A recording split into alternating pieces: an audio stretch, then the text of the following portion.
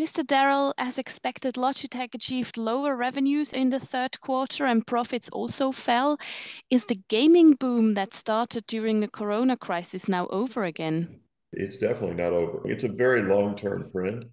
The reason it's such a long-term trend is because if you're under the age of 20 or 25, you game, almost everybody. If you're over the age of 50, almost nobody games. So that the new cohorts who come in just keep growing the category, and the people who are already gaming keep playing. There was a lot of gaming during COVID, but I wouldn't expect there to be any real significant let up for any extended period of time. Demand from companies was a bit weaker also than expected. Have the companies already all upgraded their technology? I think we've all read the headlines as all the big companies that you could name off the top of your head are lowering their spending dramatically, and that's affecting their available money to spend on things like conference rooms and personal workspaces and things.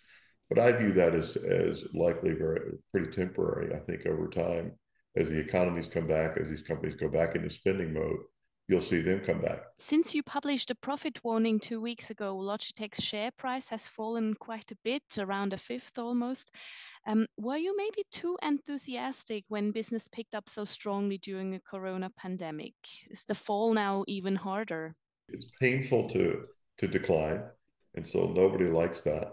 On the other hand, our business is still much, much larger than it was pre-pandemic. So we have a bigger, stronger, more powerful scaled business, and we have opportunities we never had before.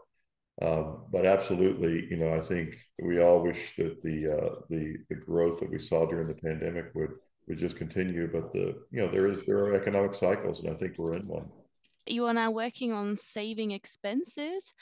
Does this have an impact on Logitech's sustainability strategy? We're fully committed. So no, it has not impacted in any significant way our drive to become a truly sustainable company.